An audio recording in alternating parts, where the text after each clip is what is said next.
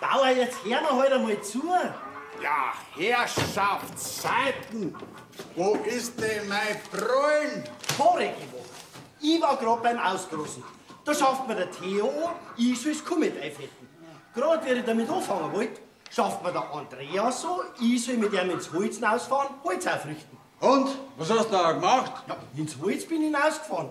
Also, nachher hat's ja passt. Ja, nix hat passt. Auf dem Weg dahin fängt mir der Theo ab und sagt, ich soll mit ihm in den Zug fahren, Balken auflegen. Ja, und? Was hast du da gemacht? Ich hab meine Kammer zusammengeräumt. Wer hat denn das geschafft? Der Bauer? Wer? Ja, der Andreas. Ja, Herrschaftszeiten, wo ist denn der Freund? Du, und dann schreibt mir der Theo, dass die Kaibe ausgekommen sind. Ich soll's wieder in den Stall eintreiben. Gerade wie ich das Kaibe dreimal anfangen wollte, schreibt mir der Andreas, ich soll hinter das Haus kommen, Holz aufrichten. Hast du das dann gemacht? Nein, ich hab meine Kammer zusammengeräumt. Wer hat denn das wieder angeschafft? Der Bauer. Der Theo? Nein, der Andreas. Ja. Der Herrschaftszeiten, wie soll man sich denn da noch auskennen? Ja, es ist... Bauer, du kriegst doch das alles gar nicht mit, weil du die meiste Zeit im Wirtshaus hockst oder schlafst. Und jetzt hat er die Stasi auch noch hängen lassen, so kurz vor der Ernte. Wo ist denn die? Dabei hat uns ja schon der Hirs, der Beni und die Liesel aufgesagt. So. Wie sollen wir denn die Ernte schaffen? Viel zu dick, die Schalen, viel zu dick. Ja, Herrschaftszeiten, bin ich denn der Deppel? Wir brauchen unbedingt neue Dienstboten. Ach, so kann das nicht weitergehen mit denen zwei. Ich werd bei den Buben kaufen. Versprochen. Oh, mein Bauer. Was hast du, mein Bauer? Wenn ich sage, kauf mir die Buben, dann ist das ja so. Da bin ich gespannt. Solange das mit der Erbfolge nicht geklärt ist. Ah, da meine ich, wird das nix. Da kommen's. Jetzt kannst du gleich anfangen damit. Okay. Und ich hab dir gestern schon gesagt, dass die Leute heute so machen, so wie der Boden. Und ich hab dir gesagt, dass die Leute morgen zu machen ist und nicht schon heute. Buben, ich hab mit euch zu reden. Du hast da gar nichts zum Sagen. Ich bin doch der Bauer. Buben, so geht es nicht mehr weiter. Ich bin genauso der Bauer da. Buben, ihr ist euer Vater. Ich sag euch jetzt. Stasi! Ich brauch die Stasi. Stasi! Nein, ich brauch Stasi! Stasi! Jetzt hast du es ja aber gesagt, Bauer. No Wort. Buben, da rein, aber schnell. Jetzt wird's spitzen. Was ist denn los? Also, Buben, es passt mir auf. Ich brauch die Stasi. Wo ist denn die? Buben, Nein, ich brauch die Stasi. ich hab mit euch... Stasi! Stasi! Stasi! Buben, ich hab mit euch... Stasi! So reden! Das war jetzt noch stärker wie vorher. Ich bin gespannt, wann es merken, dass die Stasi gar nicht mehr da ist. Glaubst du, dass wir die Dickschädel die ganzen Dienstboden verlieren? Und was ist mit mir, Bauer? Bin ich kein Dienstbote? Ja, ein Drittelknecht halt. Hey, kannst du mir befördern? Zum Knecht oder zum Oberknecht? Also nicht, oder? Und das alles bloß, weil meine Herren Söhne, die Hundsbuben, die Miserablen, alle streiten. Nein, allerweil nicht. Wenn sie schlafen, dann sind sie ganz friedlich. Au! Herrschaftszeit. Jetzt habe ich mich geschnitten. Und das alles bloß, weil wir keine Macht mehr haben. Was machst du zu deinen Kartoffeln dazu? Milch, Käse, einen Topfen? Alle Dienstboden laufen uns weg wegen denen zwei. Mein Gott, nein. Na, müsstest halt du einmal ein Machtwort drehen. Ja, müssen die Ernte steht vor der Tür und... Und jetzt sag ich's dir zum letzten Mal. Es geschieht das, was ich sag. Du hast mir überhaupt nichts zum Anschaffen. Buben, Jetzt langsam aber dann. Mir gelangt schon lang. jetzt auf, ihr Sack! Was regst dich denn du so auf, Vater? Wegen euch, 2 Streithansel, ist unser letzter Dienstbote, die Stasi jetzt auch noch gegangen. Die kann doch nicht so einfach gehen. Das geht doch nicht. Das geht doch nicht. Natürlich geht es um wir. Und wundert uns mich nicht. Da bist bloß du schuld. Ja, das sagt der Richtige da. Ruhe ist jetzt. So geht das nicht mehr weiter mit euch zwei. Ja, das sage ich schon lang, Vater. Das sag ich schon viel länger. Weißt du was? Du übergibst jetzt mir den Hof. Hey. Wenn, dann übergibst du mir den Hof, gell, Vater? Hey, ich bin der Ältere, mir steht dazu. Wir sind Zwilling und somit gleich alt. Und wen schon? Ich heiße wie der Vater und darum muss ich der Ältere sein. Du weißt genau, dass das nicht einmal die Mutter gewusst hat. Bloß die alte Hebamme. Und die ist kurz drauf gestorben. Ja, weil wir's die gesehen hat, da hat's den Schlag getroffen. Ruhe ist jetzt. Es ist im Augenblick vollkommen wurscht, wer von euch der Ältere ist und somit den Hof kriegt. Wieso? Das darf mich jetzt auch interessieren. Weil die Ernte vor der Tür steht und wir keine Dienstboten nicht haben. Hey. Und was ist mit mir? Ja, ist ja schon gut. Hab er bloß gemeint. Ihr seid schuld, dass er so gekommen ist. Ihr werdet seinen Ausweg finden. Aber Vater! Ruhe ist! Habt ihr einen großen Hunger oder langen die 4 Kartoffeln, die ich gescheit hab? Für mich brauchst du nichts herrichten. Ich geh ins Wirtshaus. Für dich. Bauer? Ja. Nein, ich meine den Andreas. Wieso? Was möchtest du denn, hä? Langen die 1,5 Kartoffeln, weil jetzt war der von eurem Vater wieder übrig. Hab keinen Hunger. Was? Ja, Theo, dann kannst ja du 3 Kartoffeln essen. Meinst du, dass du das da backst? Ich hab auch keinen Hunger. Und auch keinen Hunger?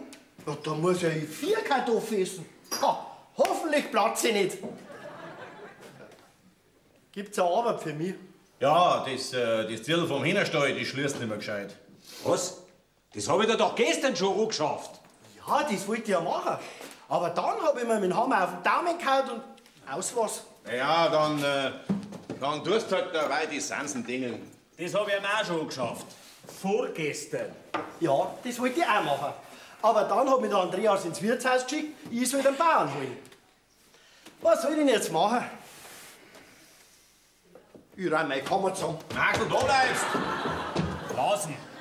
Ja, der lebt Lichtnis sowieso nicht. Jetzt haben wir den Träger im Schachtel. Nicht mir. Du hast den Dreck im Schachtel. Als du den Sturschädel durchsetzen willst. Andersrum, wird für auch ein Schuh draus. Ein Schmarrn. Ich geh halt mit der Zeit. Mit der Zeit, das ist ein Schmarrn. Bruder, wir leben nicht mehr im Mittelalter. Wir schreiben 1910. Mein Gott. Bloß weißt du, wie du letztes Jahr zufällig im Mingertrum warst, einen Zeppelin gesehen hast. Ja, du, da hättest du dabei sein sollen. Da war ganz München auf die Füße. Bruder, wenn der Mensch fliegen soll, dann hätte er Flügel. Nein, bist du rückständig. Warum muss denn bei uns alles mit Gewalt auf einmal modernisiert werden, hä? Weil das der Lauf der Zeit ist. Schmarrn. Schmarrn. Wenn es nach dir gegangen, müssen wir alle noch auf Pfahlbauten sitzen. Was sind Pfahlbauten? Du nicht einmal das weißt. Du denkst den ganzen Tag über die Landwirtschaft nach und alles andere ist dir völlig wurscht. Depp. Rimpfig. Und wenn schon. Ich führe die Landwirtschaft so, wie ich es vom Vater gelernt habe. Und der hat es von seinem Vater gelernt. Und wir sind alle weit gut gefahren damit. Sonst wären wir jetzt nicht welche von den größten Bauern im ganzen Geil. Also, warum soll ich was ändern? Weil man sich die Arbeit viel leichter machen kann. Acke. Ja, freilich. Oder ist das Dreschen heutzutage nicht viel einfacher wie früher? Ja, das schon, aber... Ja, also, schau, und wenn erst einmal der neue Traktor da ist, So ein neumodisch Zeige kommt da nicht her. wenn erst einmal der neue Traktor da ist, dann der wir uns mit dem Pflügen, Ackern, Mahn und allen anderen auch viel leichter. Bruder, dann haben wir die Nasen vorn dran. Ja, das ist dir das Wichtigste, gell, ja. Aber du, was werden nachher aus die Leute, hä? Die haben ja dann keine Arbeit mehr. Ja, was werden nachher aus denen? Nein, das ist halt der Preis für den Fortschritt. Wir leben im Wandel. Ah, ein schöner Wandel, ja. Und wer ist schuld? Die Preisen. Wie hat der Großvater allerweil gesagt? Burm, ich sag euch was. Wenn wir 1866 gegen die Preußen gewonnen haben, dann schaut es heute anders aus. Genau, weil die Preisen sind an allem schuld. Ja, der Großvater. War er gescheiter Mann? Ja, das war er, ja. Und er war für einen Fortschritt. Geht aber doch nicht für einen Fortschritt. Ja, freilich. Er hat immer gesagt, Buben, wenn wir damals schon den einen Quarer gehabt hätten, dann. Ja, das schon, aber... Also, siehst du das? War er doch für einen Fortschritt. Ja, freilich, wo hätt's nie sonst her? Du traust auch alles so hin, so wie du das brauchst. He? Achtung, die Kramerin kommt. Was? Ja, ich hab's durch mein Kammerfenster gesehen. Sie kommt direkt auf unseren Hof zu. Oje, oje, nix mehr weg. Gehen wir durch die Küche, dann kommen wir hier raus. Grüß Gott beieinander! Ja, die Kramerin. Grüß dich. Kramerin, ich muss mich umziehen. Ja, ich muss mich auch umziehen, ja. Ja, und ich? Du bleibst da. Wie schaut's denn da bei euch aus, hä? Das war der Bauer. Der Theo, Nein, der andere. der Andreas, Nein, der andere. der andere. Genau der. Ja, wieso schmeißt denn der Kartoffeln in den Sturm auf den Boden? Ja, wegen seine zwei Buben. Wegen seine Buben? Ja, die alte Geschichte halt. Jesus. Werden denn die nie gescheiter, hä? Ich glaub nicht. Du bleibst da und rammst das zusammen, gell? Also, erstens einmal kann ich nicht und zweitens einmal ist das Weiberarbeit. Aha. Und weil ihr keinen Markt mehr habt, dann soll das liegen bleiben bis zum jüngsten Tag, oder wie? Richtig. Woher weißt jetzt du das schon wieder? Weil die Stasi gesehen hab, wie es auf die Buskutschen gewartet hat. Ja, jetzt sind wir rein in Männerwirtschaft. Schäfahrt.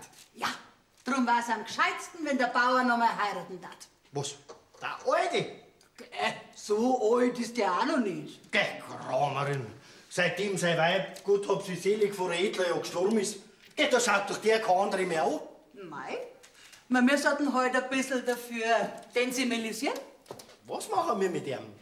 Sensibilisieren? Weißt du nicht, was das heißt?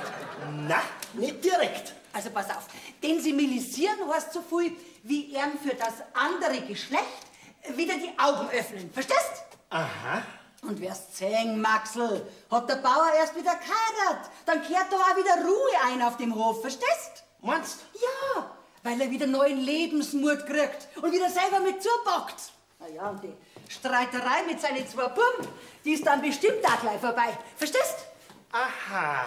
Und hättest du da schon eine im Auge, mit der, wo der Bauer sein Lebensmut wieder finden darf? Ja, freilich, mich? Aha. Glaub mir's, Maxl, wenn ich da Bayerin werd, dann herrscht da wieder Ruhe und Frieden auf dem Hof. Das glaube ich. Ja, dann kommt wieder Ordnung ein. Ja, endlich wieder. Du, aber ich mein, dass das schwer wird. Dass wir den Bauern für die sensibilisieren. Überhaupt nicht, Maxl. Ich mach dir einen Vorschlag. Aha. Du hilfst mir, dass ich da Bayerin werd. Und wenn ich's bin, dann bist du die längste Zeit Drittelknecht gewesen. Was schmeißt mich noch raus? Geh, woher denn? Du, das kann ja gar nicht, gell? Weil ich bin ja im Moment sozusagen Universalknecht, gell? Also alles in einer Person. Ein Schmarrn bist. Aber wenn ich da was zum Sagen hab, dann befördere ich dich zum Knecht oder zum Oberknecht. Ha? Was meinst du? Haha, das war schon was. Oberknecht Maxl. Das meine ich auch. Ja, aber wie sollen jetzt wir das machen? Das mit dem Sensibilisieren? Hey, du musst halt den Bauern so oft wie möglich, aber ganz unauffällig natürlich, gell, meine Vorzüge anpreisen. Aha. Ja, und die waren? Ja, also zuerst einmal mein Äußeres, klar. Klar. Dann meine Kocherei, weil Liebe geht ja schließlich durch den Magen, klar. Klar? Und dann natürlich Ja, deine inneren Werte, klar. ein Schmarrn, mein Geschäft. Was? Dein Kramerlohn? Nix Gramalon. Ich werde mich vergrößern. Ich mach einen Kolonialwarenladen auf. Geh, du schaust. Einen Kolonialhandel? Ja, verrückt. Bei uns in Hupfing. Na, da schaust du. Und wenn du mir hilfst, dann kriegst du von mir jeden Tag ein Zeragillo. Ein Zeragillo. Ja. Was ist denn das? Eine kleine Zigarren. Übermorgen am Montag, da kriege ich meine erste große Lieferung für meinen Laden. Jeden Tag. Jeden Tag. Ja, und wenn du erst einmal verheiratet bist? Dann kriegst du von mir jeden Tag eine Zigarren. Ein Brasil. Bis an dein Lebensende. Hand drauf. Gut's. Witzer. Aber versprechen kann ich da nix. Maxl, ist doch ein wie fürs Bierschall, du machst das schon. Ha? Jesus, du bist ja alleweil, oder? Ja, aber ich bin schon wieder auf dem Sprung. Was gibt's denn heute zum Essen, hä? Ja, so wie es ausschaut, nix. Sag mal, was willst du überhaupt bei uns da? Ja, ich wollte euch ja nur sagen, dass ich meinen Kramerladen vergrößern werde und dass er meinen Kolonialwarenladen macht. Sagt's nichts mehr, gell? Sauber, sag ich. Ja, das haben wir nichts mehr. Aber ich gehe jetzt zum Wirt, weil ich habe einen Hunger. Ah, da geh ich auch mit. Was ist, Maxl, gehst du auch mit? Ja, das tat ich ja gern, aber... Aber... Na, erstens einmal bin ich gerade ein armes kleines Knechtel und kann mir's Wirtshaus eh nicht leisten. Mei, du armes kleines Knechtel, komm, ich lade dich ein. Merci. Aber da war noch zweitens. Und das war? So wie es ausschaut, wird unser Heidi bald kalbern. Okay, ich habe ja noch Zeit. Das sag ich auch. Auf geht's! Jawohl, machen wir's! Ach so, ja dann, was ist Graberin? Ah, Kolonialwarenhandlerin. Gehst du auch mit? Nein, ich hab doch keine Zeit, aber sag einmal, die Heidi, ist das nicht die Kur, die vor die Stierchen zu den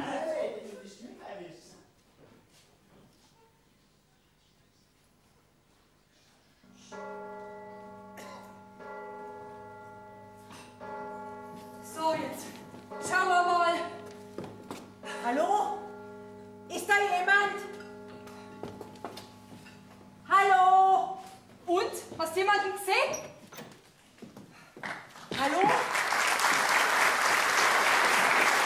Ist da jemand? Was ist denn da los? Und, Mutter?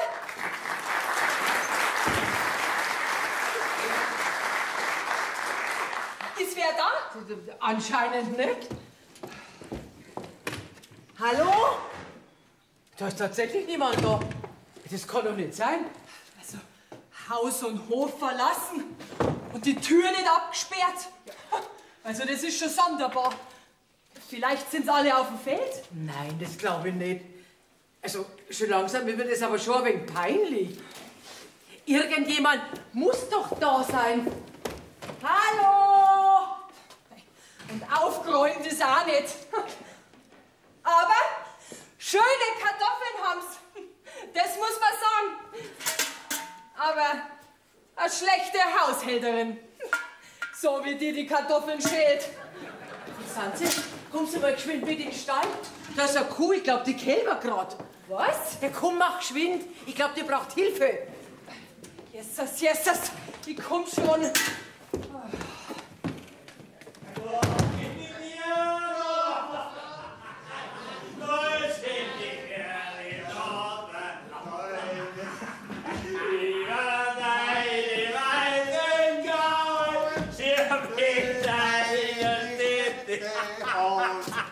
Er will deine Fluren, mit deiner Städte auf.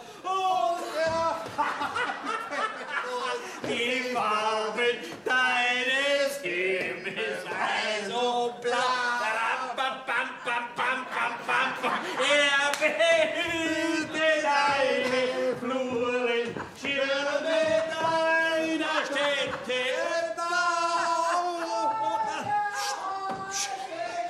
Trompetensolo!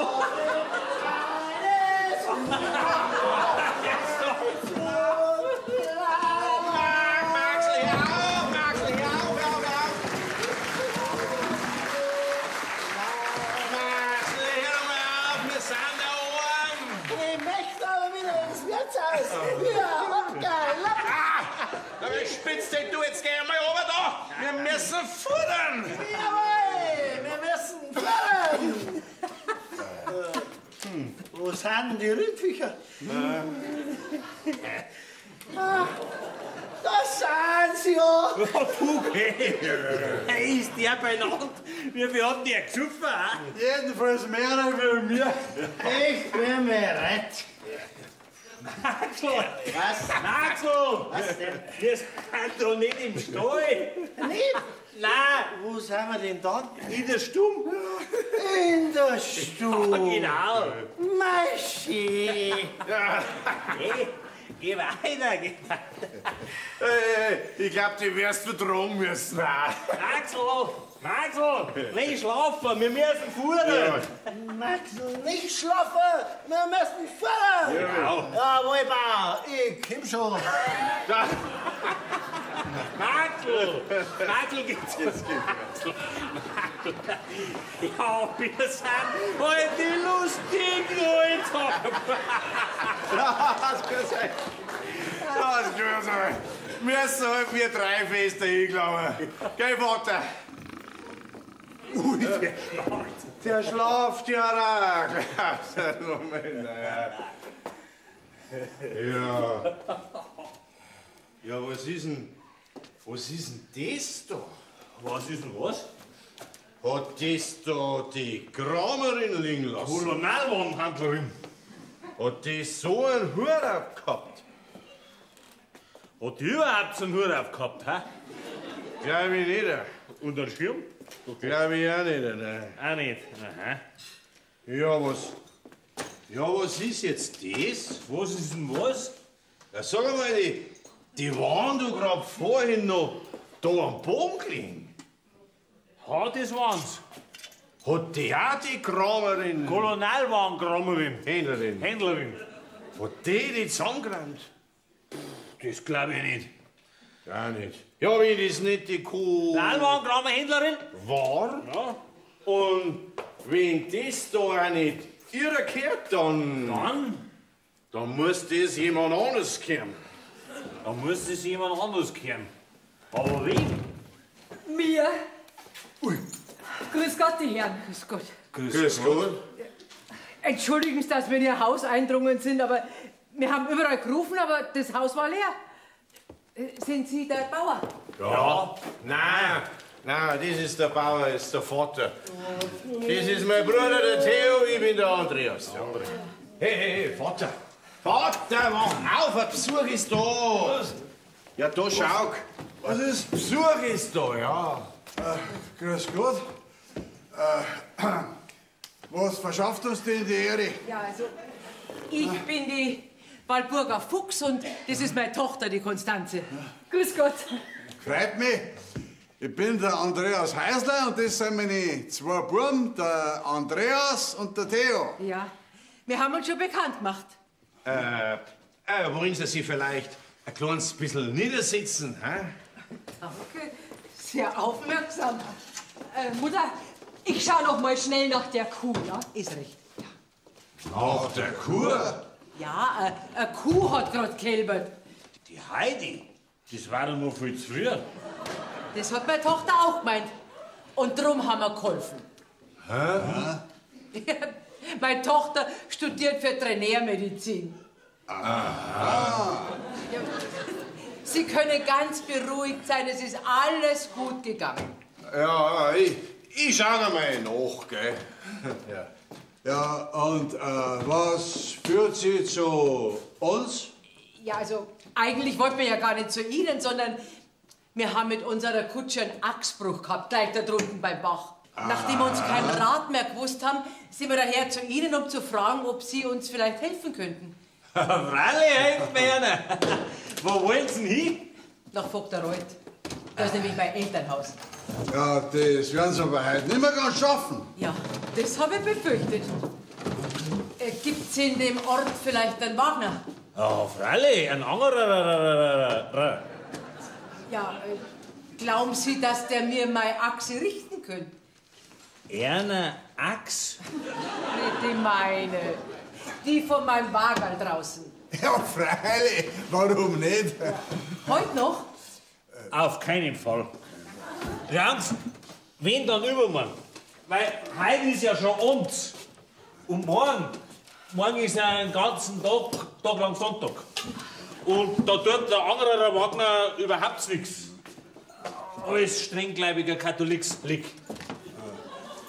Und passionierter Frühschoppengeher.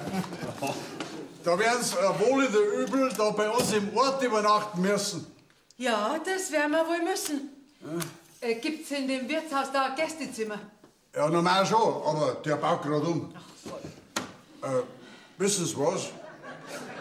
übernachten Sie halt die paar Tage da bei uns. Wir haben gerade ein paar Kammern frei, dann gang das ganz leicht. Ja, das ist sehr nett von Ihnen, aber wir wollen Ihnen keine Umstände machen. So, also, das ist alles in Ordnung. Sie machen da keine Umstände, ehrlich nicht. Na, ich weiß nicht. Was ist, Mutter? Ja, der Herr Häusler hat uns gerade vorgeschlagen, dass wir so lange hier übernachten können, bis unser Wagen repariert ist. Oh, das ist aber sehr nett von Ihnen. Gell, das sagen Sie auch. Also Sie schlafen heute Nacht bei uns. Also gut, wenn das wirklich keine Umstände macht. Na, gewiss nicht. Der Maxl, der zeigt Ihnen die Kammern, gell, Maxl? Hey, mach auf! Ich habe gleich mal Kommissar. Die zwei Damen, die übernachten heute bei uns. Du bringst das auf in die Kammern von der Stasi und der Leni. Servus. Von der Lassi und der Steni. Jawohl. Maxl, hey, da geht's in die Küche, komm. Da geht's auf. Wenn die Damen mir bitte sehr folgen wollen. Abgeschossen ist, ich geh mit. Wo haben Sie Ihre Koffer? Noch im Wagen? Ja, und unser Pferd haben wir draußen anbunden. Ja, Burm, holt die Koffer und kümmert euch ums Pferd. Und dann müssen wir hingehen, im Stall. Stallarbeit? Ach, da können wir Ihnen gerne behilflich sein. Nein, das braucht's nicht. So, da geht's weiter, bitte. Danke. Ach so was, hä? Haben wir heute noch Schlafgäste? Lustig. Was? Ja. Wieso lustig, hä? Ja, schau, unsere zwei Mägde sind davon und jetzt haben wir wieder zwei im Haus. Okay, die sind doch keine Mägde. Du, die Junge, die studiert doch. Die kommen doch von der Stadt. Ja, da kannst du recht haben. Und wer recht hat, halt die Koffer, auf geht's. Nein, Kim. Miteinander hat der Vater gesagt. Es ist mir wurscht, was der Vater sagt. Nee, aber jetzt Kim, bevor es dunkel wird. Du hast mir überhaupt nichts zum Anschaffen. Hey, ich bin da der Bauer. Ich bin da der Bauer. Du bist doch nicht der Bauer. Ja. Was ist? Die Damen warten auf ihre Koffer. Habt's gestritten? Ja. Nein, seid ihr blöd. Wieso? Weil ihr so nicht weiterkommt. Au. Wie meinst du das, hä? Das ist doch ganz einfach. Der Ältere von euch zwei soll den Hof kriegen, oder? Ja. Weil man aber nicht genau weiß, wer von euch zwei der Ältere ist, muss man das Problem anders lösen. Und wie? Das darf mich jetzt auch interessieren. Man kann es ja zum Beispiel so machen, dass der gewinnt, der wo am meisten saufen kann. Da gewinn ich. Ja. Oder der wo als erster heiratet. Der, wo als erster heiratet, hä? Der als erster heiratet. Das kann man zum Beispiel also machen. Oh, mei, ich war damit einverstanden. Ja. Also, der als erster heiratet, der kriegt den Hof und der andere. Der verzicht drauf. Ah, so ist Ja. Also, gut schon. Ich muss nur mal fort. Ja, ich hab auch noch was Wichtiges zum Erledigen.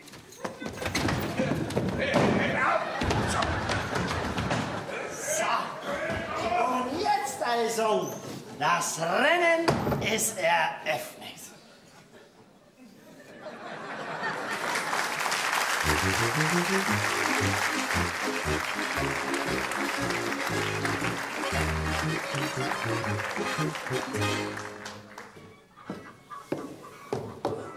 Ja, sind die schon im Stall? Maxl? Theo? Andreas? Ja, sag einmal, was sind denn die? Guten Morgen. Guten Morgen. Ja, guten Morgen, die Damen. Schon so früh auf? Ja, natürlich. Ja, wir wissen doch, dass um 5 Uhr in den Stall gegangen wird. So? Ja, freilich. Ich stamm doch auch von einem Bauernhof. Okay. Ja. Und da wisst man eben, dass es selbst am Sonntag eine Arbeit gibt. Ja, freilich. Ja, aber können wir uns vielleicht irgendwie nützlich machen? Im Stall vielleicht? Nein, das kriegen wir schon hin. Wir müssen eh nur füttern, nicht melken. Gerade eine Kuh. Alles andere ist auf der Alm. Aber wenn Sie vielleicht ein Frühstück machen täten, hätten wir nichts dagegen. Ja, gern, Herr Häusler. Gut. Ja, da ist die Küche.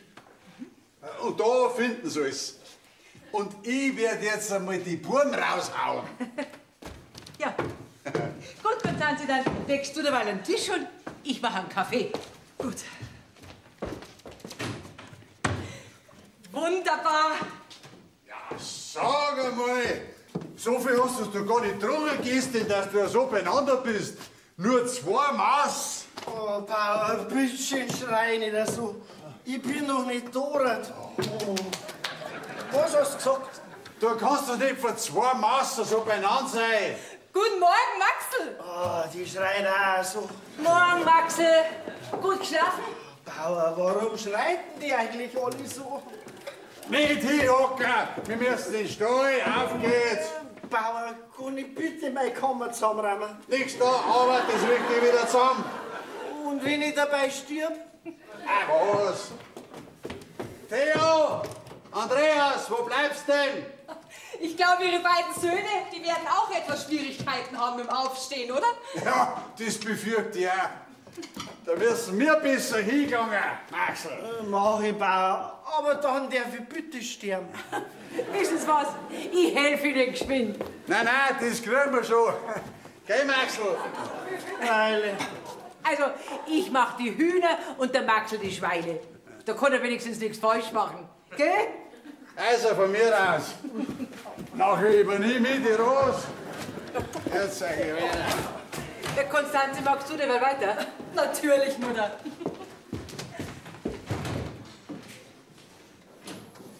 Aua.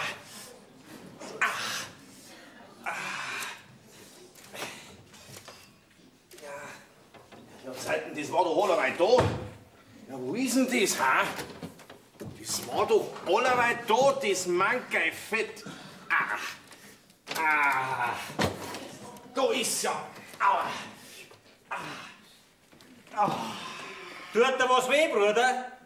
Du gemeiner Kerl, du gemeiner. Da redet der Richtige. Hat's dich hingehauen? Gut. Nix gut. Ich hätte mir das Kleid brechen können, so viel Schmierfett hast du unter der Froni ein Kammerfenster geschmiert. Bist ausgerutscht, ha? Haha, sehr lustig, ich hätte tot sein können. Ja, ich vielleicht nicht, ha? Du, mir hast von der halben Leiter runterlassen. Das hätte ich aber gern gesehen. Sagelt der die Sprossen noch, ha? Depp! Selber. Ruck. Oh mein, oh mein, oh mein, das ist ja leer. Und bist noch eine zu deiner Froni? Haha, wie denn, wenn's Hund weh tut? Depp. Selber. Und du zu deiner Traudel?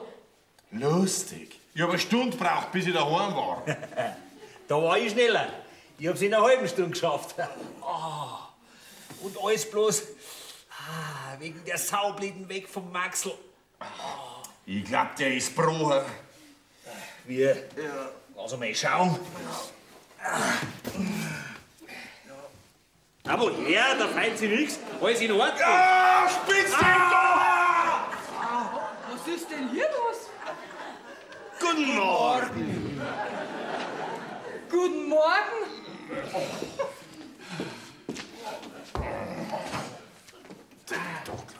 Tut Ihnen was weh? Mir? Nicht. Er, der hat sich am Fuß gebrochen. Was? Nein, nicht gebrochen, bloß verstaucht hab ich mir. Das ist halb so schlimm, das geht schon wieder. Darf ich einmal sehen? Nein, es ist wirklich nicht so schlimm. Ich würde ihn mir aber trotzdem gerne mal anschauen. Darf ich? Ja. Sie müssen auch keine Angst haben. Schön, wie es meiner. Schließlich ist ja eine Verstauchung oder ein Bruch beim Mensch und beim Tier gleich. Besonders bei so einem Ochs wie dir. Tut das hier weh? Geht. Und das hier? Geht auch. Und das? Ein wenig. Also gebrochen ist er schon mal nicht. Gott sei Dank. Aua. Depp. Sie haben vermutlich eine Distorsion des Sprunggelenks. Was hab ich? Was hat er? Sei stark. Nein, Sie haben wahrscheinlich eine Verstauchung des Sprunggelenks. Aha. Ja, Sie werden den Fuß schonen müssen. Ach was, das geht schon wieder. Sie können natürlich machen, was Sie wollen. Aber ich an Ihrer Stelle, ich würde den Fuß hochlagern, ein paar Tage Ruhe geben und kalte Umschläge machen. Na, danke. Das passt schon. Aber ich muss jetzt in den Stall. Aua! Au, tut das weh, glaubst du? Jetzt, Bruder, sei brav und tu das, was die Frau Tierarzt sagt, ne? Ja, wird mir wohl nichts anderes übrig bleiben. Na, sehen Sie. Und glauben Sie es mir, in ein paar Tagen geht es schon wieder und dann sind Sie wieder voll einsatzfähig. Hm? Ich mache Ihnen jetzt gleich einmal einen kalten Umschlag. Danke. Ja. Ach, das ist jetzt blöd. Jetzt kannst du überhaupt nichts arbeiten. Ja, saublöd. Und das jetzt kurz vor der Ernte. Und andere Sachen kannst du überhaupt nicht tun, gell? Saublöd. Ja, saublöd. Das nennt man Pech, Bruder. Tut das wirklich so weh? Na, da die sagen. So, das haben wir jetzt gleich. So. Wie ist Ihnen denn das überhaupt passiert? Ja, also das war so. Ja. Ja, also ich bin gestern. Ja. Gestern, da bin ich. Ja. Da hab ich. Ja.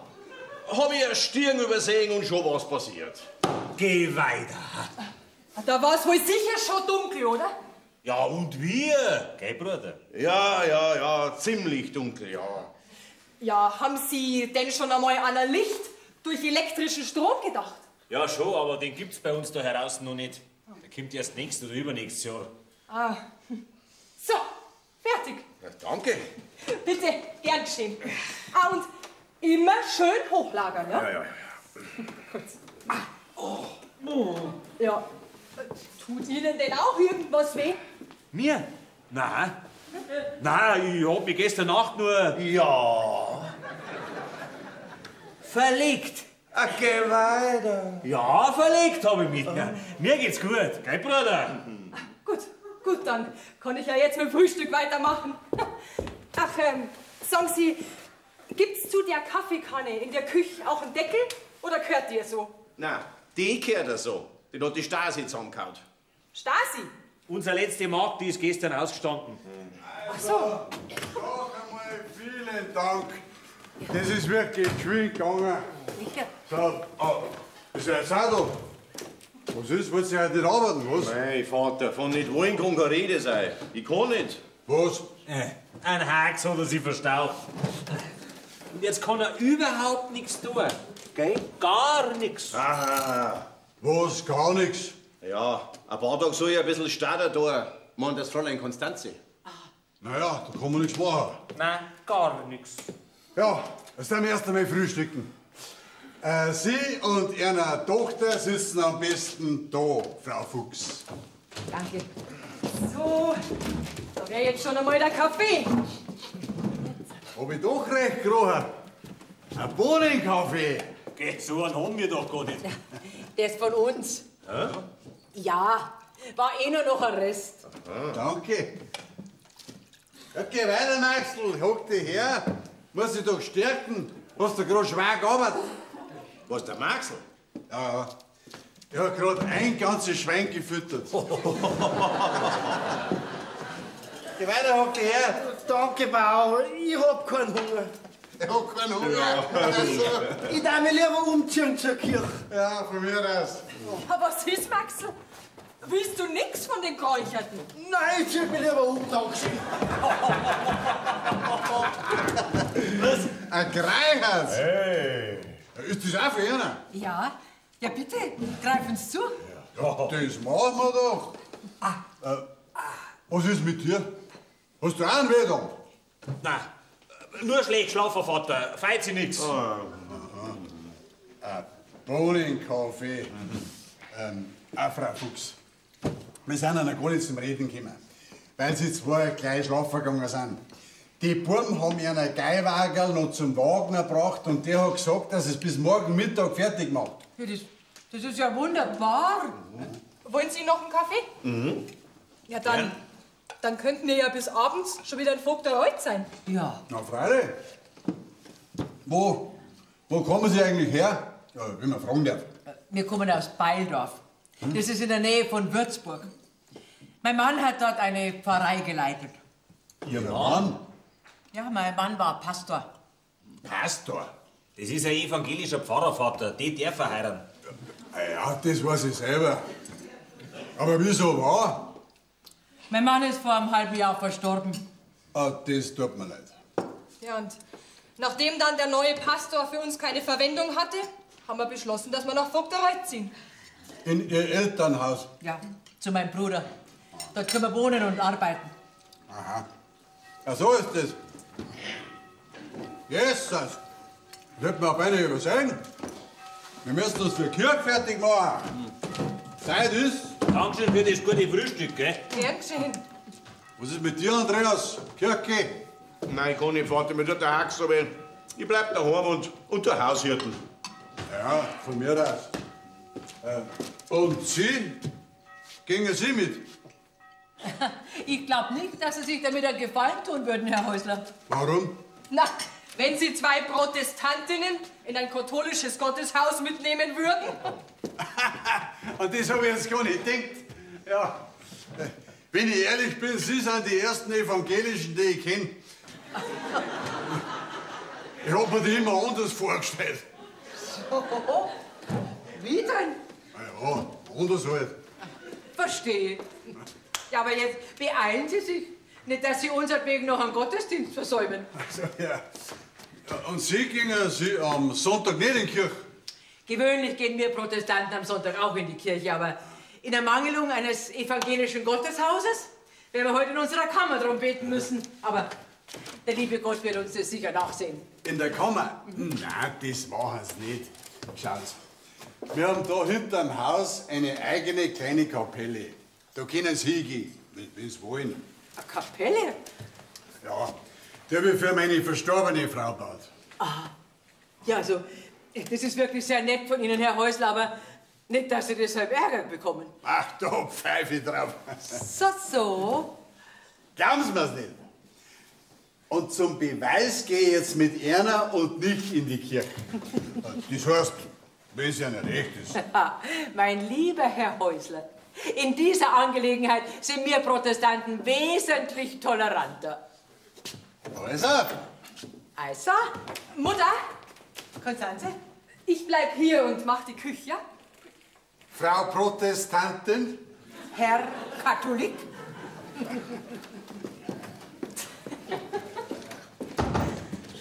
Sie können einfach auch ganz gern mitgehen. Ich kenn ganz gut ein Lordsrecht. Das glaube ich Ihnen. Aber hier gibt es noch einiges zu tun. Aha. Ja. Oh, ja. Ja. So, Bruder, jetzt gehe ich in die Kirche, dann zum Frühschoppen und dann zu meiner Froni. Ja, viel Spaß. Den werde ich haben. Vierte. Süßbauer, du bist doch noch gar nicht umgezogen. Gehst du heute nicht? Nein, ich kann nicht, mir tut der Hax so weh. Oh, das ist aber blöd, gell? Ja, saublöd, glaubst du das? Ich huck da herin umeinander und der Theo kann ungehindert in Angriff gehen, um die Wette zu gewinnen. hätte ich bloß nicht eingeschlagen. Sag einmal, wie weit ist denn der Theo schon mit seiner Froni? Naja, Gspusi ist halt, so wie bei meiner Traudl auch. Ja, dann hat er Dosenfahren dran, weil er ganz klar im Vorteil ist. Ja, und ich kann überhaupt nichts machen. Ja, man müsste halt schauen, dass er nicht im Vorteil war. Wie meinst du das, Maxl?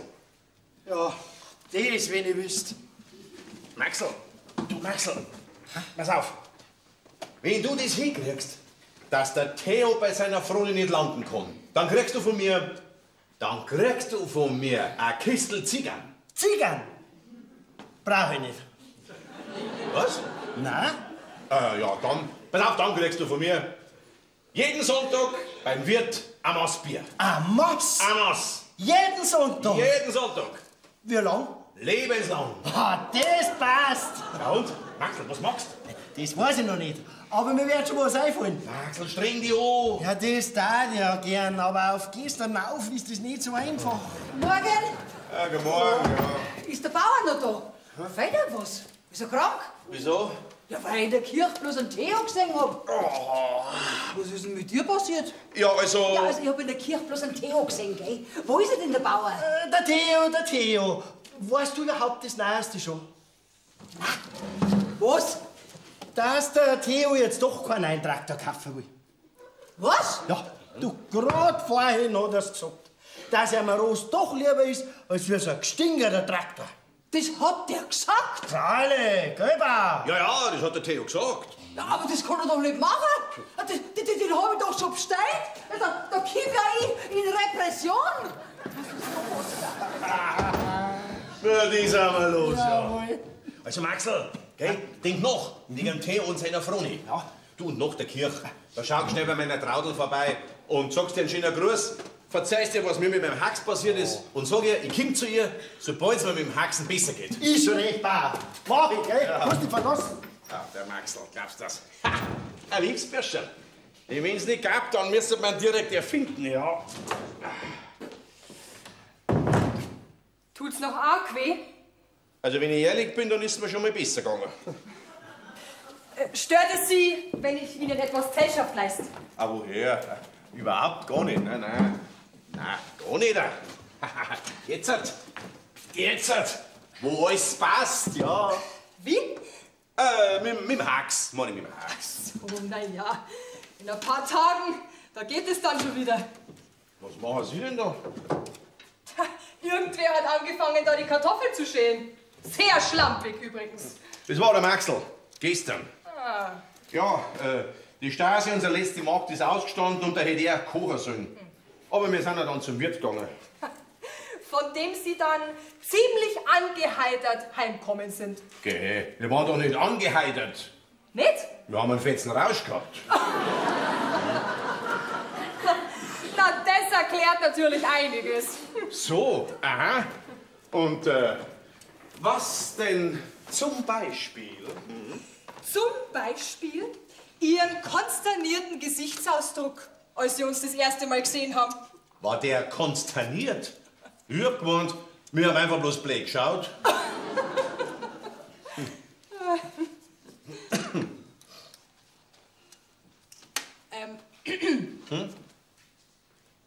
Oh, ja. Ja. Wieso haben Sie eigentlich keine anderen Dienstboten? Außer an Maxel. Oh mei, das ist, ja, wie soll ich sagen? Das ist, weil mein Bruder und ich, weil uns wir nicht einig sind, wie der Hof geführt werden sollte. Wer bekommt denn einmal den Hof? Er? Nein. Dann also Sie. Naja, das ist nicht gewiss. Wieso? Schauen Sie, wir sind Zwillinge. Und es weiß keiner, wer der wirklich Ältere ist. Und darum lasst sich ja keiner vom anderen was sagen. Und ein ewiger Streit um alles und jenes ist die Folge, den kein Dienstboot auf Dauer aushält. Ja, richtig, genau. Der spielt aber auch komplett. Sie, der möchte einen Traktor her da und die Rösser dafür wecken. Oh, also das wäre ein Jammerschott. Das sag ich auch.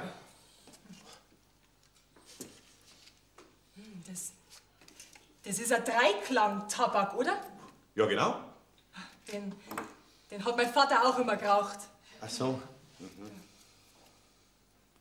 Wann ist denn Ihre Mutter gestorben? Und das, ja, das ist jetzt gute 10 Jahre her. War eine schwere Zeit. Besonders für den Vater. Das glaube ich. Bei meiner Mutter war es genauso. Mei. Aber so ist halt das Leben, gell? Ja, so ist das Leben, ja. Übrigens, vielen Dank, dass Sie meinen Fuß so schön verarztet haben, Frau Tierdoktor. Keine Ursachen. Ich hoffe, es hilft. Ja, und wir? Ich fühle mich wie der bandagierter Gaul. Sie sagen, Sie studieren wirklich Tiermedizin? Ja. Aber in Bayern geht's leider noch nicht. Noch nicht. Ach so? Ja, in Württemberg zum Beispiel. Da habe ich 4 Semester lang studiert. Da dürfen Frauen promovieren. Promo was? studieren und einen Doktortitel machen. Allerdings nur mit Genehmigung des Landtags. Ach so. Ja, aber nachdem der Prinzregent im Juni die Tiermedizinische Fakultät in München eingeweiht hat, Ja, stimmt. Das habe ich gelesen. dauert's bestimmt nimmer lang und wir Frauen haben die gleichen Rechte wie ihr Männer. Ja, um Gottes Willen. Ja, das ging ja gerade noch ab. So? Haben Sie da vielleicht irgendwas dagegen, Herr Häusler? Ja, und wir? Ein Weib gehört hinter den Herd. Gehört sie nicht? Gehört sie schon. Gehört sie nicht? Gehört sie schon. Gehört sie nicht? Gehört sie schon. Gehört sie nicht?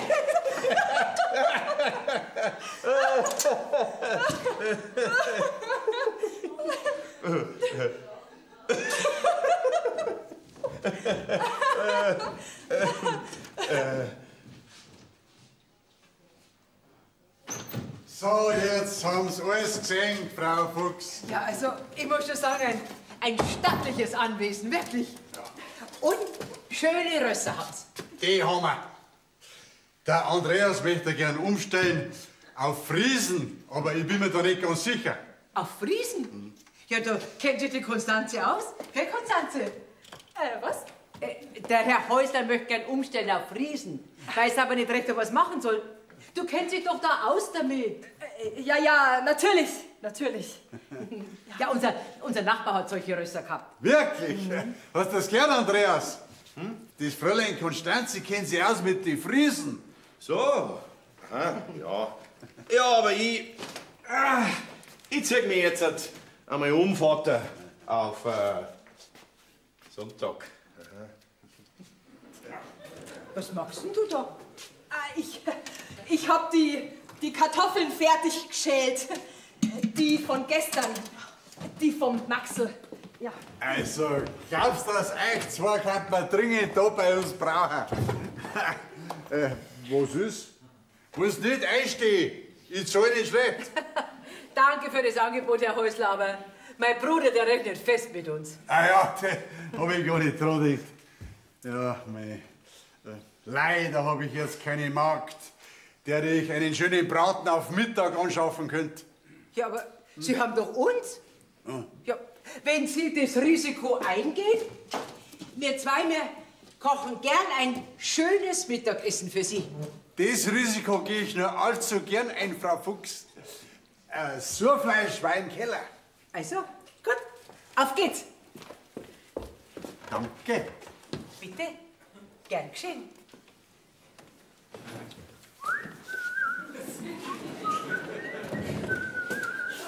Mandal, du herzigs liebst Mandal, bist doch ein fesches Mannsbeinandal.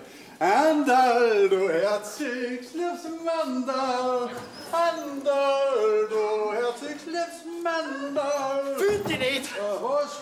dass du ein liebsherziges Mandal bist. Was? So? Ja, Herr Häusler, das Fleisch habe ich gefunden. Was soll ich denn machen damit?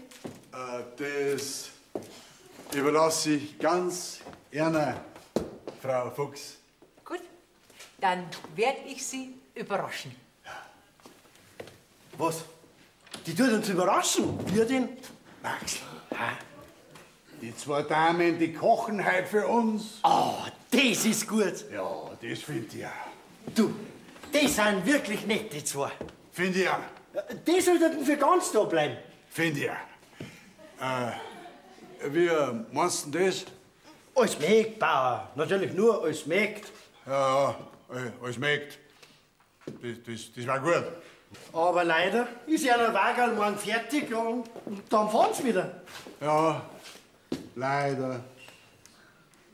Du, Bauer, Was? wenn das Wagerl jetzt aber morgen nicht fertig wäre, dann müssten sie noch ein bisschen da bleiben, oder? Genau. Da müssen sie noch ein bisschen da bleiben. Vielleicht bis übermorgen. Oder bis nächste Woche. Oder für ganz. Oder für. Wie meinst du das, Maxl? Hey, Bauer, so wie dir zwei zugelangen können, das sind doch die ideal für uns. Oder? Du, Maxl, kannst du vielleicht. Ich weiß schon. Maxl, geh lieber zum Morgen und sag ihm, er soll sich mit dem Wagerl richten, nur ein paar Tage Zeit lassen. Richtig. Richtig. Da hast du den Magel. Vergeht's gut, Bauer? Aber das muss geheim bleiben, gell? Sag's am Wagner, ja? Freilich, geheim. Gut, wir gehen jetzt umziehen.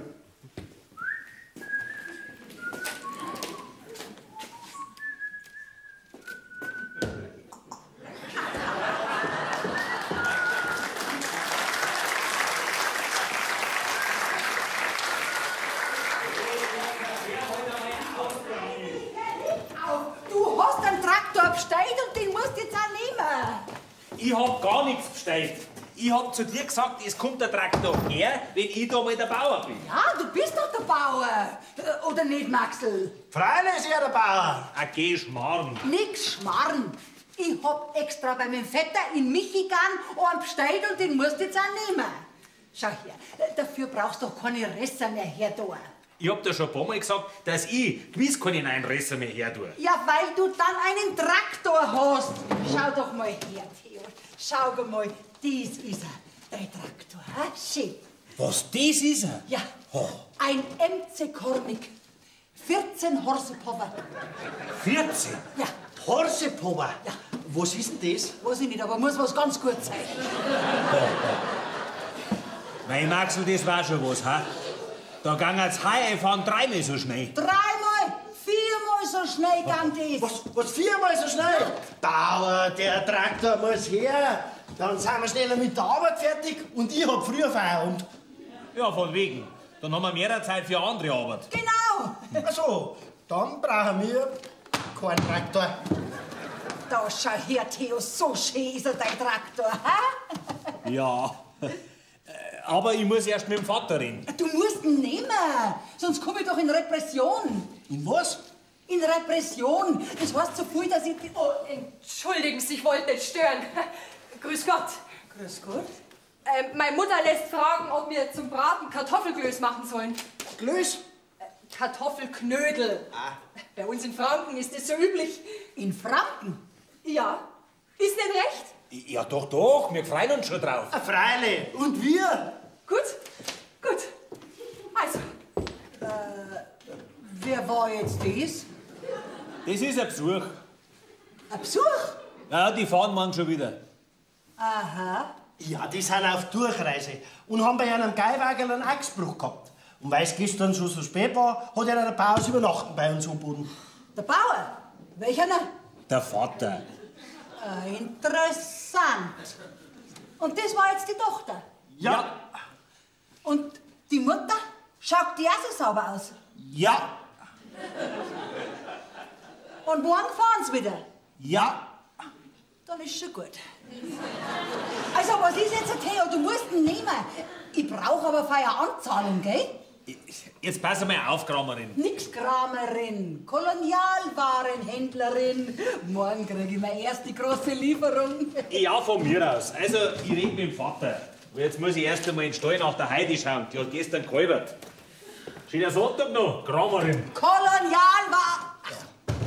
Du, jetzt sag einmal, was gibt's jetzt eigentlich ab morgen alles bei dir? Alles. Gewürze, Kaffee, Kokosnüsse, Bananen. Sklavinnen auch? Geschnorren. Und was ist das andere? Das Kokosnüsse und Bananen. schmecken die? Ja, freilich gut auch noch. Weißt du was? Ich bring dir morgen welche mit, dann kannst du das gleich probieren, gell? Ja, das machst du. Warum eigentlich? Ja, mei, ich schau halt auf dich, gell? Wie du auf mich schaust, Maxl. Ah, verstehe. Wegen am Bauern und so. Wegen am Bauern und so, gell? Streng dich an, Maxl. Jawohl, Kramerin, Handlerin, mach ich. Ah, der Maxl. Du Maxl, gell? Wegen Theo und seiner Froni und so. Streng die hoch. Freilich, Bauer, mach ich. Du Maxl, vergiss nicht der Wagner und so. Also, streng dich an. Freilich, Bauer, mach ich. Aber das, meine, wären anstrengende Zeiten. So,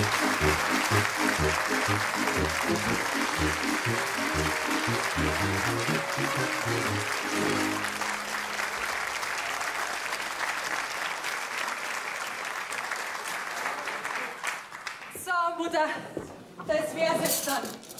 Ja, fehlt nur noch die Milch. Was für ein wunderschöner Tag heute. Ja, gerade recht zum Verreisen. So, da ist die Milli. Danke, Maxel. Bist du schon fertig? Ja, schon. Ui, ein Marmelade. Nein. Da warten wir, bis alle da sind, gell? Maxel! Ja, Bauer. Gib mir Rohstall, ich brauch die. Ja, Bauer. Ja, Maxel, geh weiter, wo bleibst du denn so lange? Du musst mir helfen. Ich konnte noch nicht gescheit hatschen. Du, das geht gerade nicht, Bauer, weil ich muss schon ein Theo helfen. Du musst gar nichts, da geh her. Ja, aber Bauer. Maxel, wo bleibst du so lang? Ja, ich wollte... Ein Maxel brauch ich. Kim Maxel. Aber... Ja, sucht euch jemand anderes. Geh weiter. Wart! Ja, Maxel, jetzt geht's zu, Kim. Der Maxel geht mit mir, verstanden? Ich bin da der Bauer. Maxel!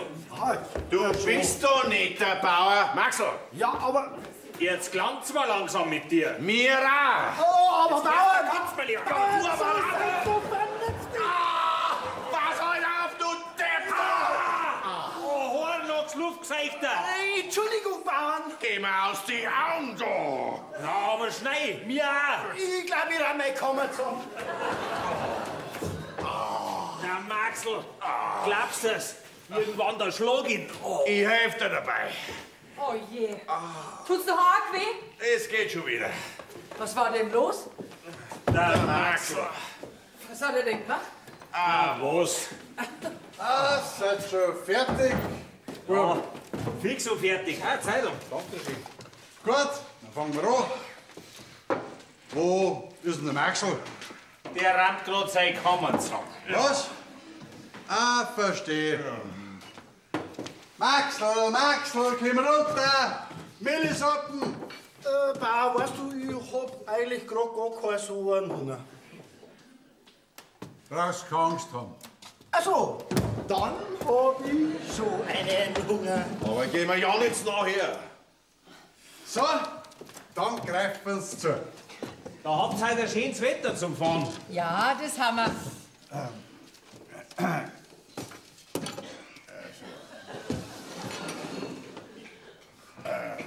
Wie lange glauben Sie denn, dass brauchen bis Vogtereit? Ja, so in 6 Stunden müssten wir es schaffen. Gell, Konstanze? Na ja, längstens. Was ist denn das eigentlich für ein Ros? Ist das ein Freiberger? Na, das ist ein Ardener. Ein Athener? Den hat mein seliger Mann noch gekauft. Der Pastor? Ja, der Pastor. Sie, sag einmal, Frau Fuchs. Also, ich möchte ja nicht neugierig sein.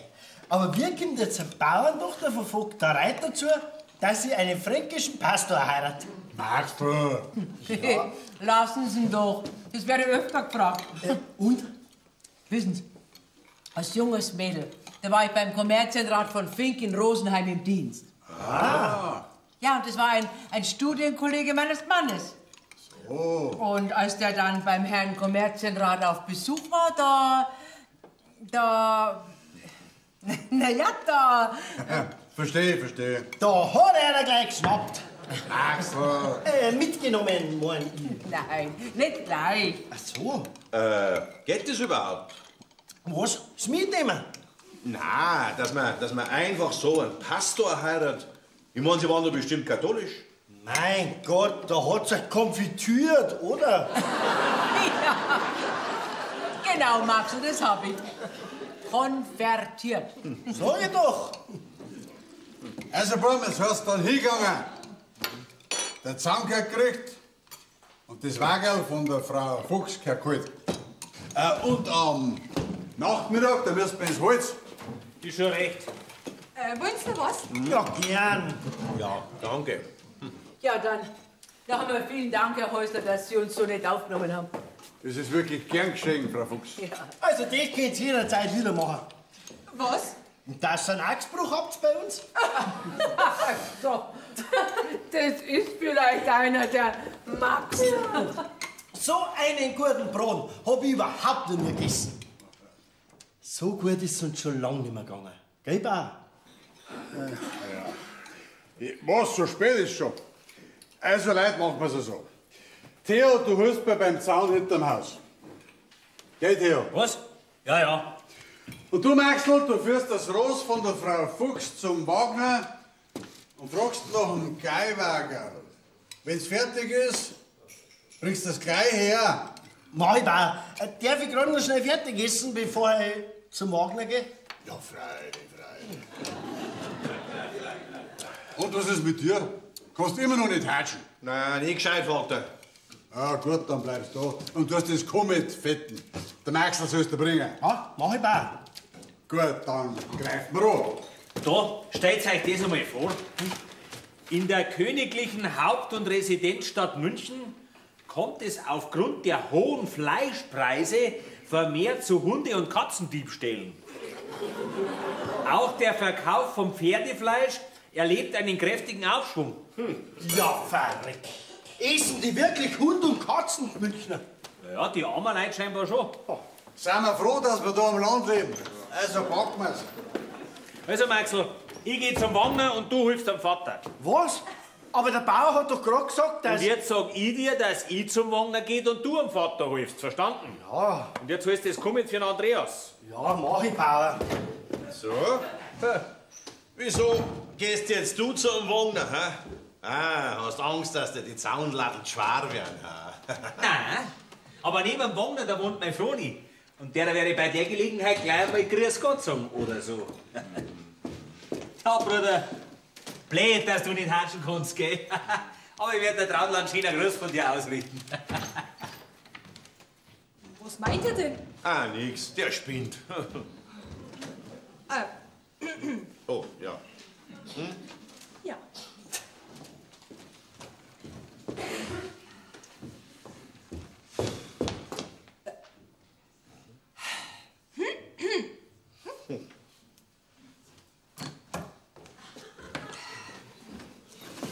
Na.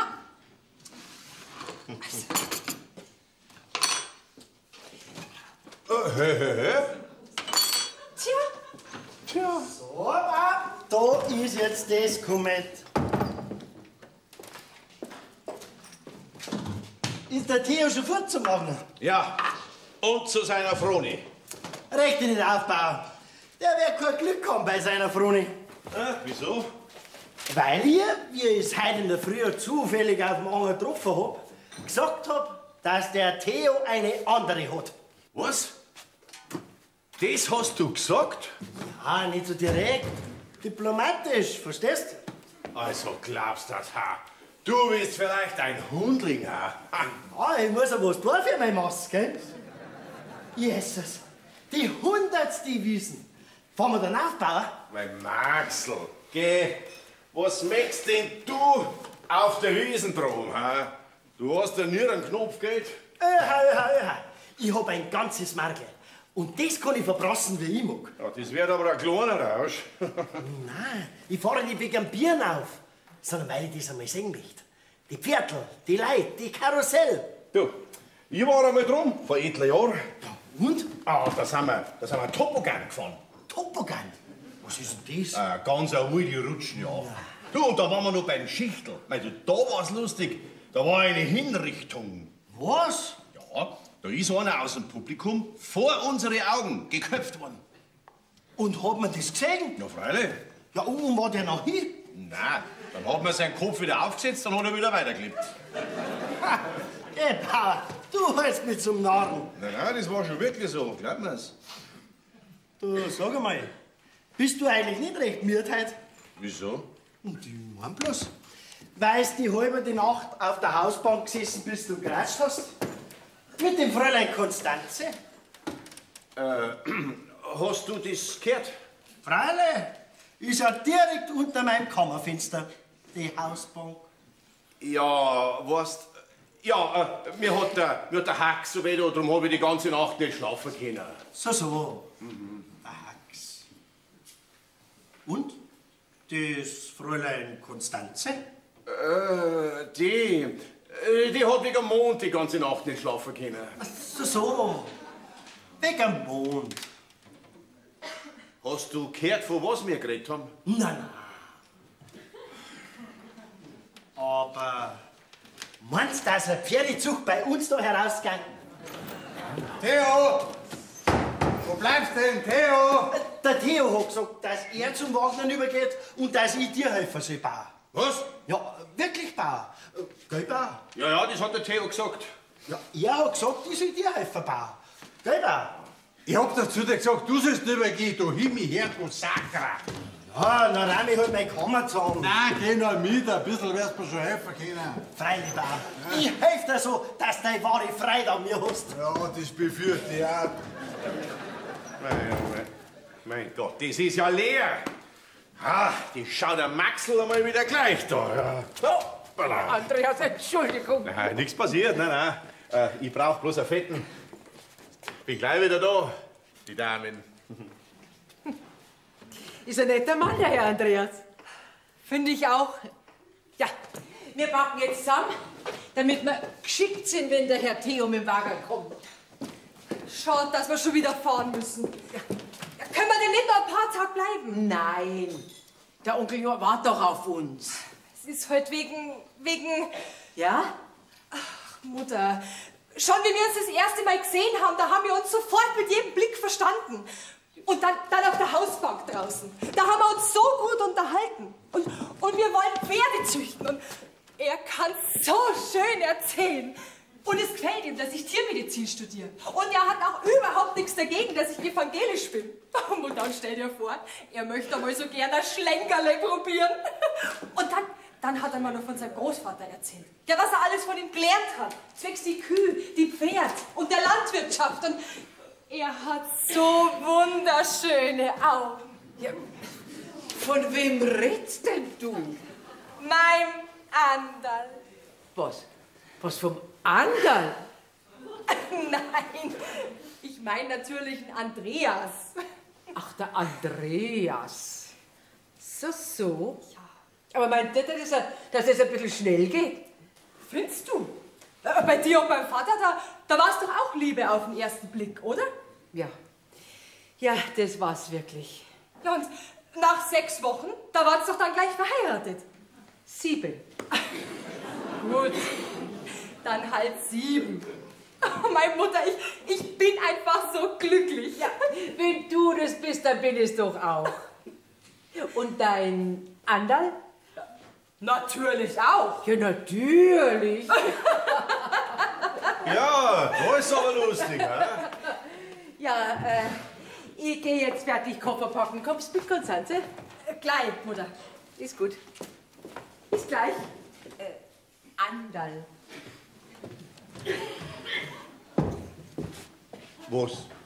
Was meint denn deine Mutter? Ja, ich habe ihr alles gesagt. Was? Was du hast? Ja. Und? Was meinst Sie hat gesagt, du bist ein noch nie dagewesener, unglaublich schrecklicher, Was? liebenswürdiger Mensch. Was? Das hat deine Mutter gesagt. So ähnlich. Weißt du was? Du bist zwar ein ganz schönes Lurderl, du. Und du ein ungehobelter Bauernbursch. Das ist der Vater. Komm, verschwimmt mal. Der braucht uns doch nicht sehen. Bauer, ich guck, wie ist nichts dafür. Du sagst stehen, bleib mal weg, schon, bleib stehen. Ja, nie. Dann schlagst mir du das Kreuz ab. Konstanze? Verdient hast das du. Au, tut der Dame weh. Was ist denn passiert? Der Bauer, der möchte mich umbringen. Verdient hast das du. Au. Wie ist denn das passiert? Ja, ich hab einen Bauern aufgehauen. Sein Staat. Au, tut der weh. Lassen Sie mal schauen, Herr Häusler. Ja, zuerst habe ich gesagt, er soll die Latten anheben und ich tue nageln. Aber der hat sich ja so dämlich angestellt, dass ich angekommen habe und er hat genagelt. Und schon beim ersten Nagel kann der Garma. Bauer, ich bitte dich, mach dich nicht unglücklich. Wenn ich auch bloß ein Drittelknecht bin, so ist doch ein ganzer Mord. Ja, aber so schlimm ist es doch gar nicht, Herr Häusler. So schlimm ist es gar nicht. Aber sau weh tut's. Ja, das vergeht wieder. Meinen's? Ganz bestimmt. Hast du mehr Glück gehabt, Maxl? Dankeschön, Bauer. Und dass du siehst, wie ruhig ich bin. Rahm jetzt gleich mein Kammer zusammen. Da. Ja.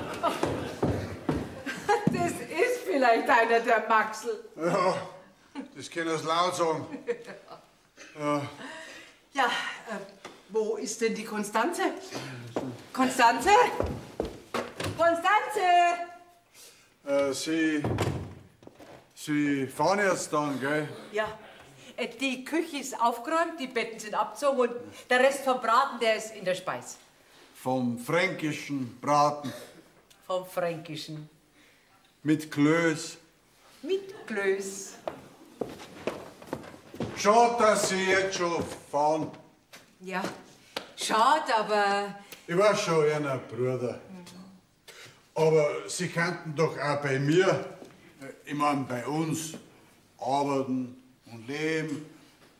Als Wirtschafterin oder so. sind Sie mir nicht böse, Herr Häusler, aber mein Mann ist erst vor einem halben Jahr verstorben. Verstehe, das Trauerjahr. Bitte haben Sie einfach Verständnis dafür, dass ich im Moment einfach andere Gedanken im Kopf habe. Natürlich. Entschuldigen Sie bitte schön. Sie brauchen sich doch nicht entschuldigen. Danke noch einmal für die Gastfreundschaft. Gern geschehen. Achtung, die Kramerin kommt. Jesus, was wird denn die schon wieder wollen? Ich pack dann fertig zusammen. Grüß Gott beieinander. Grüß dich. Grüß Gott. Aber lassen Sie einer Zeit.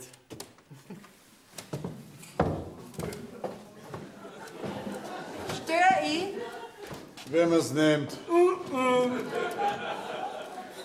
Wer war denn das jetzt gerade? Das war die Frau Fuchs. Ah, die vor 2 Tagen mit ihrer Tochter da bei euch gestrandet ist. Genau. Aha. Und heute fahrt's wieder, richtig? Ja, sie packt gerade zusammen, weil jeden Augenblick der Theo mit dem Wagen kommen wird. Aha. Und dann fahrt's wieder. Freilich. Gut. Was willst du überhaupt da, Kramerin? Kolonialwarenhändlerin, bitte, gell? Ab heute. Da ist meine Karten. Was ist denn das? Visitenkarten. Haben alle wichtigen Geschäftsleute heutzutage. Kolonialwarenhandlung Genoveva Hirtreiter am Anger 7,5 Hopfen. Ha, sauber! Hä? Sagst du auch, Maxl? Was du von mir willst, möchte ich wissen. Was ich von dir will? Sensibilisieren. Ja. Ich möchte dich einladen zur Eröffnung von meinem neuen Geschäft. So, Was ist? Kippst? Und? Was gibt's jetzt noch und da ist bei dir ab heute? Einen echten Champagner. Und Schmalzbrote. Nein, ich meine, was es in deinem Laden gibt. Mei, alles, was die Kolonien halt so hergeben, gell? Mei, jetzt geht's auf in Hupfing. Da werden die Leute von weit und breit bei mir einkaufen. so meinst du. Ja, was gibt's da alles bei dir? Sklavinnen nicht bauen. Jetzt hör halt einmal auf. Also zum Beispiel einen deutschen Kaffee aus Deutsch-Ostafrika. Oder holländische Kokosnüsse aus Niederländisch-Indien. Und französische Bananen aus Martinique. Martinique. Was ist denn das? Martinique? Ja. Das ist eine Insel im Meer. Und die Bananen. Bananen. Ja. Das ist französisch. Ja. Und was ist das? Das ist ein Obst. Ganz was Gutes. Aha. Pass auf, ich habe euch was mitgebracht. Da schaut's einmal her. Das da sind Bananen. Das sind Bananen. Ja, das sind's. Gibt's bloß bei mir. Und die kann man essen. Ja, freilich, die sind gut. Ja, wie isst man jetzt nachher die? Beißt man da einfach so runter? Weiß ich jetzt auch nicht so genau. Die schauen ja schon komisch aus. Wir braune Gurken. Bloß weicher sind's. Du, vielleicht muss man's kochen, dass es hart werden. So wie ein Ei. Ich möchte ja so gern wissen, wie das schmeckt. Beiß halt rein, dann weißt du's. Und das da ist eine Kokosnuss. Ja, verrückt. Mei, ist die groß. Ja, gibt's auch bloß bei mir. Du, was ist das? Das sind Weinperl für einen Gugelhupf. Geh, Anderl, bärig, was ich alles hab. Ja, ganz bärig. Aber ich muss jetzt gehen. Bleib da, Anderl. Weil, weißt du, als Kolonialwarenhändlerin, da muss ich ja schließlich was hermachen, gell? Und da habe ich die Hut mitgebracht. Ha, was meinst du? Soll ich den da aufsitzen? Oder vielleicht den da, ha? Was meinst du? Wer hat dir gefallen, Anderl? Ja, verrückt. Du schaust ja aus wie eine Gräfin. Ja, mindestens. Oder soll ich vielleicht den da aufsetzen, ha? Korn. Warum? Oh, steh! Wer kommt da? Der Theo kommt. Also, du schaust ja aus wie eine Gräfin. Also, mir hat der am besten gefallen. Ja, du, da ist ja Wasser drin. Wo ist denn der Maxl, ha? Ah, du bist ja. Wie kommst denn du dazu, dass du zu meiner Froni sagst, ich hätte eine andere, ha? Ich reih mein Kammer zusammen. Du bleibst. Eine Antwort möchte ich haben, mein Lieber. Ja, weißt Herr Bauer, also, das war so. Ja? Also, das... Was hat der Max gesagt? Er hat gesagt, schau her, das ist der Beweis.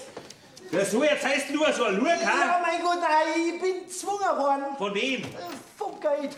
Ja, was ist denn da los? Gott sei Dank, dass du da bist, Bauer. Hilf mir.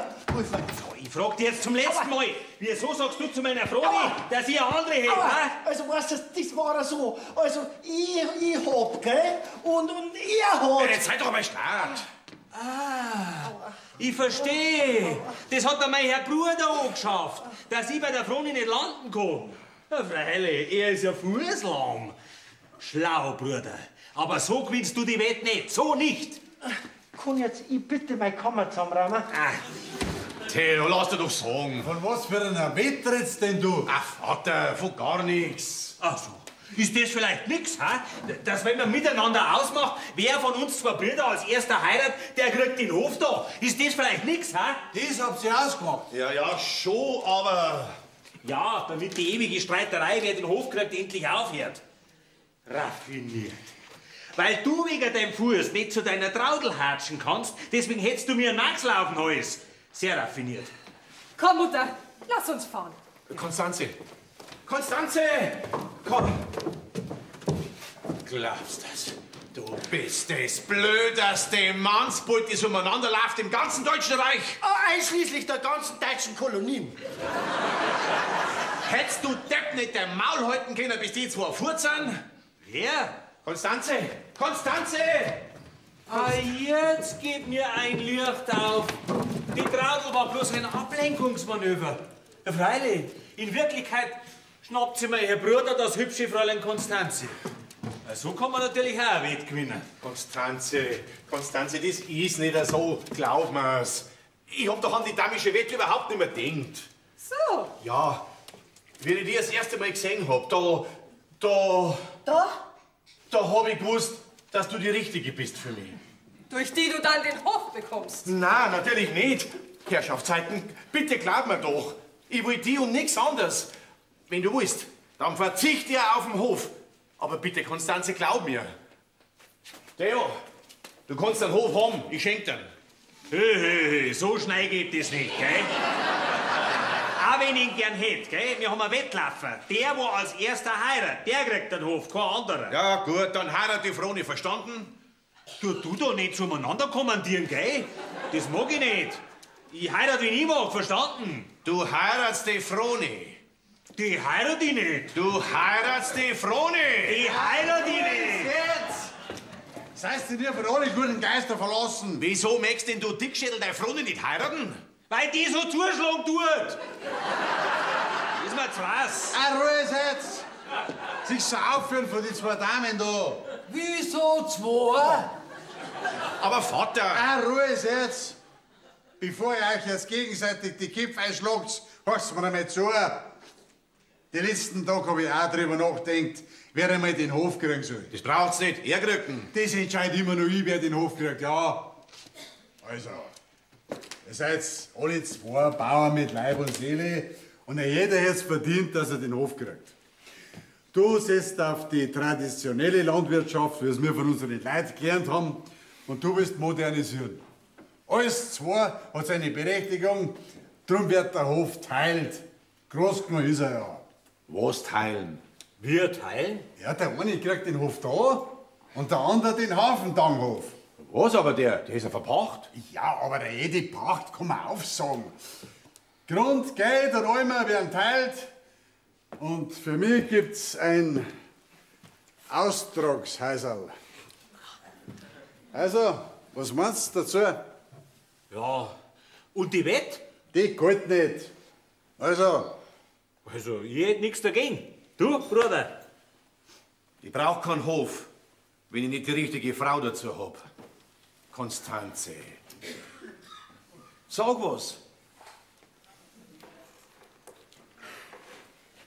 Also, ich sage, entweder machst du mir da die Tür auf oder du nimmst mir den Koffer da ab. Weil beides kann ich nicht, du Wettkönig.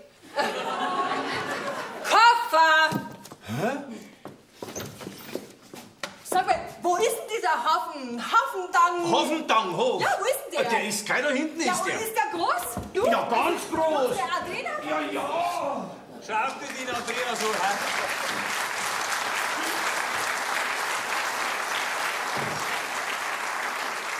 Schnappt sie dir so ein Fesche, glaubst du das? ja, Frau Fuchs, so was ausschaut, kommt doch noch jemand von euch über kurz oder lang da zu uns auf den Hof. Und wie war's mit Erna? Herr Häusler, Sie geben wohl nie auf. Nein, nie. Ja, mei, wir haben uns gesehen und mich.